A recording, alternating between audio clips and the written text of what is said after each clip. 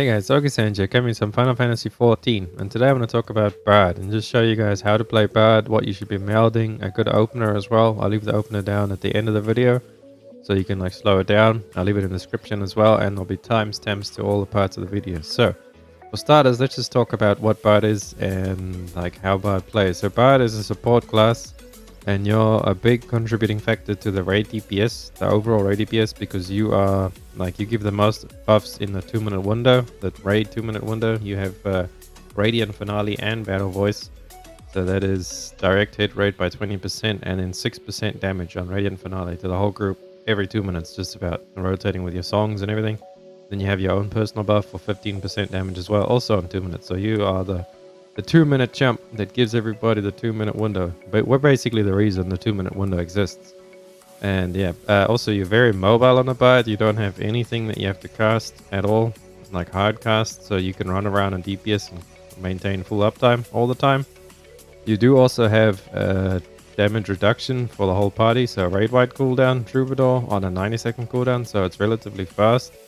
109. What's the one on Addle? I think Addle is something close to that. So it's basically your Addle or Feint, pretty much. Really nice, 10% less for the party. Your AoE is pretty decent. Your AoE is not bad at all. It's a really brain-dead easy AoE, but you do have some good AoE as well. And then your burst obviously is really good, and it's also very proc based. So if you don't get lucky, then you could be doing really mediocre damage. But then one run you could get lucky and you just crit and direct hit everything and get lots of procs, and you'll just be popping off. You'll be going crazy. But overall, I love how Bard plays. It's really fun, and it's just a little bit hard on high ping. So it's quite challenging on high ping because you do have to weave quite a bit of things, especially in your opener. It's pretty much a weave every other freaking DCD in your opener. But other than that, it's really fun, and the class just plays well together. So let's go over it, shall we? So you have your 2 dots that you want to maintain at all times, Storm Bite and Caustic Bite. Now these are got different names at a lower level. So for all the lower level bards out there, it's actually called Wind Bite and Venomous Bite. You want to keep those up at all times, so keep your dots up.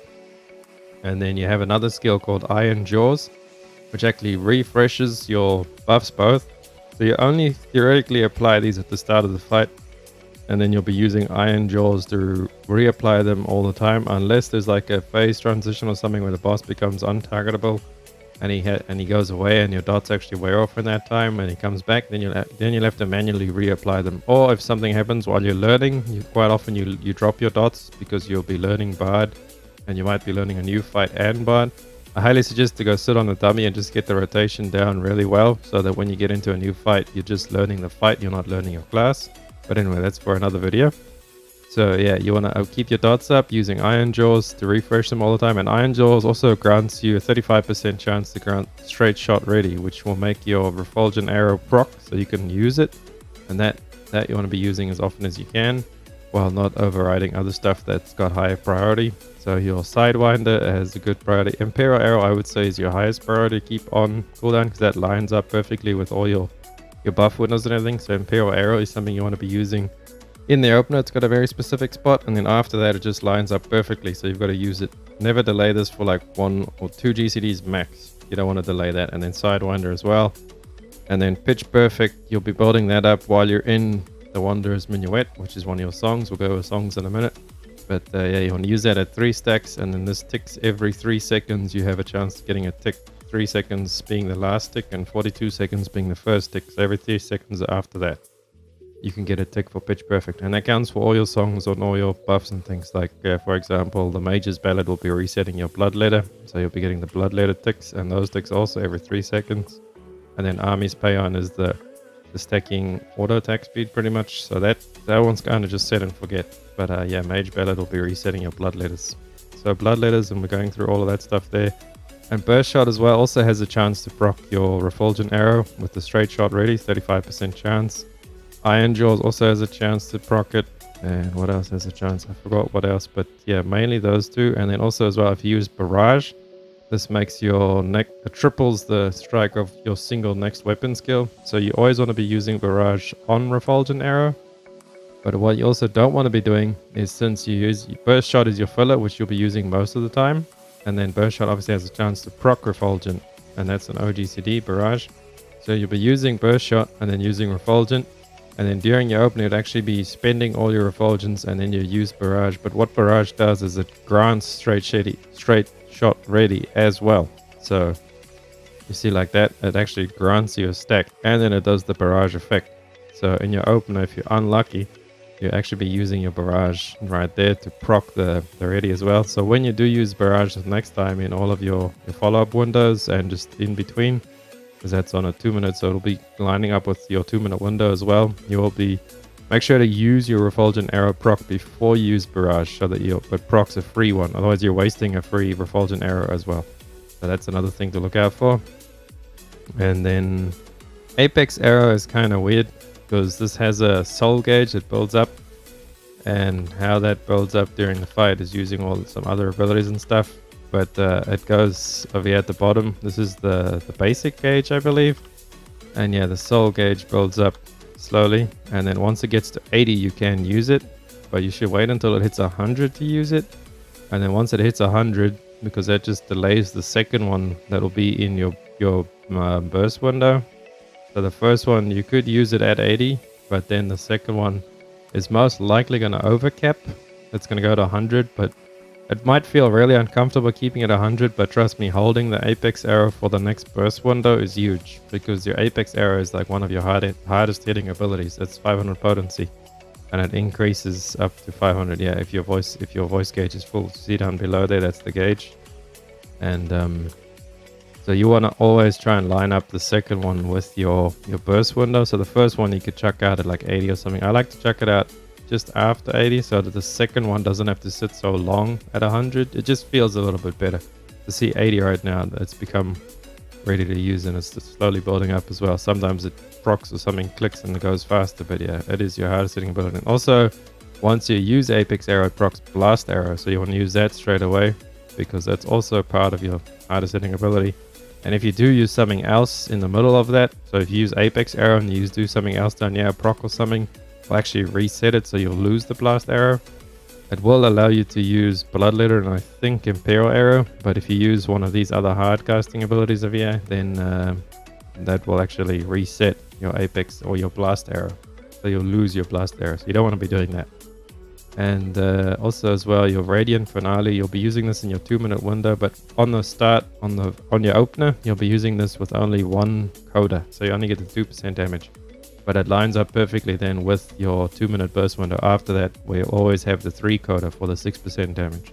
That's just all part of the bard. And then also your songs. So Wanderer's Minuet is the song you want to go into when the pool starts. And then that will be, you'll let that play all the way through until 3 seconds. Once you're at 3 seconds, you could change over to Mage's Ballad, because 3 seconds will be your last proc. So when 3 seconds hit, and say that you have 2 pitch perfects, just chuck them out real quick, because that's free 220 potency, and you'll be changing over to Mage's Ballad, and you won't be getting another proc if you're at 3, because that was your last proc.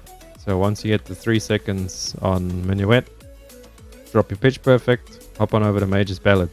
And Mage's Ballad is actually our weakest song right now. So this one you only want to play until 11 seconds on the timer. So when you have 11 seconds on the timer or less, you want to hop on over to Army's Paeon.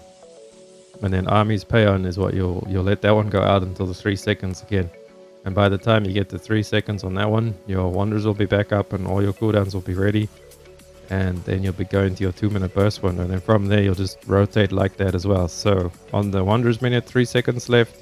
Mage's Ballad, 11 seconds left. And then Army's Paeon, 3 seconds left. And you'll just be rotating between your songs like that. And then your buffs as well. You'll always be using Raging Strikes first, because it lasts a little bit longer than these two. And then these two you'll be using once they come up together afterwards during your Raging Strikes and your 2 minute burst window. And then also during the 2 minute burst window, really important to remember, since you'll have all the buffs and things, and your Imperial arrow should line up quite perfectly. Right after the Imperial arrow, the second Imperial arrow in the burst window, you'll be using Iron Jaws to reapply your dots, because your dots do this thing called Snapshotting, where they snapshot all the raid buffs onto your dots, and you'll be doing that quite often with, so like 50% of the time your dots will be snapshotted with raid buffs. So that actually makes your dots pretty good then and do quite a bit of damage. But other than that, yeah, so remember to, and often when you're learning something, or say if you forget something or something just happens where this all drifts off of like the 2 minute window, then just make sure to look at your buffs and stuff. And when there's like 1 or 2 seconds left on your buffs, your raid buffs I'm talking about, so that's like everything Arcane Circle, the Summoner one, I forgot what it's called, but all the damage boosting buffs, hit your Iron Jaw so it refreshes your dots before the buffs run out, and then you'll have enhanced dots, snapshotted dots is what we call them. And that's really all there is to Bard. But Bard is really proc based, and it's going to take a little bit of time to learn it. And it's more priority based. So yeah, just keep in mind that it's priority based. And your only real rotation is at the start during your opener. After that, it's play out your songs, hit your procs, wait until your 2-minute window pretty much. But it feels really nice to play it. So I'll leave you guys with an opener now at the end. I'll go to the striking dummy by the training dummies and then leave you to the opener. Oh, I almost forgot about what you should be melding and what gear you should be getting. So the gear, the priorities you want to be focusing on is crit. Crit will be your highest secondary stat, with death being your second highest, and then direct hit, and then skill speed. So crit, death, direct hit, skill speed. I think you need like a little bit of skill speed. Well, actually with the BIS list, I'll leave that down in the description as well for Bard. You will have one piece with skill speed on it, so you'll have like a good skill speed. You want to actually have a 2.5 recast on most of your things, because yeah, it just lines up nicer with everything if you're slower actually. But yeah, so crit and death highest factor. And another nice thing that happens with death that I was recently informed of by someone in my static actually is that death increases your white damage on all melee or all physical classes. So that would be ranged physical or melee DPS and tanks. Death actually increases your white damage, which is quite a large damage percentage of your damage. So death scales really well with most physical classes as well. So that's another little nice thing to know that I did not know. Yeah, crit, death, direct hit. So pretty much just follow it down there, and then skill speed being your lowest stat.